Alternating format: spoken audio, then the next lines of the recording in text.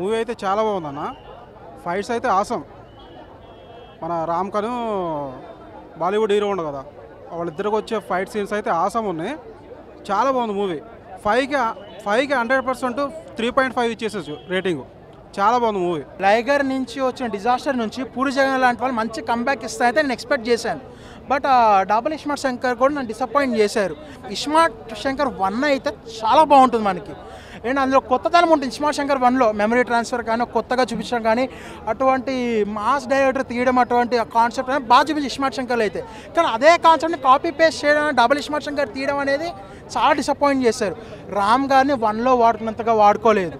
And Sanjay Dutt గారిని తీసుకున్నాడు కానీ అంత ఇంపాక్ట్ఫుల్గా ఆయన సంజయ్ దత్ గారు సినిమాలో ఉన్నారు అన్నట్టు అనిపించలా.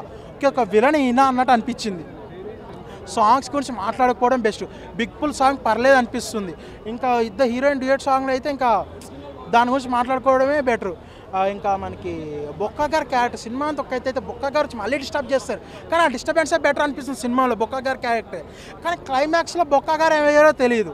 ఆ బొక్క గారికి ఆ బొక్క గారు ఆయన ప్లేస్కి ఆయన వెళ్ళారో తెలియాలి నాకు. అసలు ఆయన క్వశ్చన్ మార్క్ పెట్టి వదిలేస్తారు. సినిమా కంటే బొక్క గారి క్యారెక్టర్ చాలా బాగుంది. ఇంకా మళ్ళీ చెప్పాలంటే ఇంక చెప్పడం కూడా ఏం లేవని అసలు అక్కడ. ఇస్మార్ట్ శంకర్ క్లైమాక్స్ అయితే కాపీ పేస్ట్. ఆ మాడ్యులేషన్ కానీ డైలాగ్స్ కానీ ఆల్మోస్ట్ మనకి ఇస్మార్ట్ శంకర్ 1 చూసినట్టు ఉంటుంది. ఇందులో లిటరల్ చెప్తున్నా, పూరి జగన్నాథ్ గారు లైగర్ ఫ్లాప్ తీశారు. దీనికి వచ్చాను ఆయన ఇంకో 4 సినిమాలు ఫ్లాప్ తీస్తారా, 5వ సినిమా ఆయన కంబ్యాక్ ఇస్తారని వెయిట్ చేస్తా. ఎందుకంటే ఆయన క్రియేట్ చేసిన టాలీవుడ్లో ఇంపాక్ట్ అటువంటిది. ఇంకో 4 ఫ్లాపులు తిని 5వ గట్టికి కొడతారని నమ్ముతాను నేను.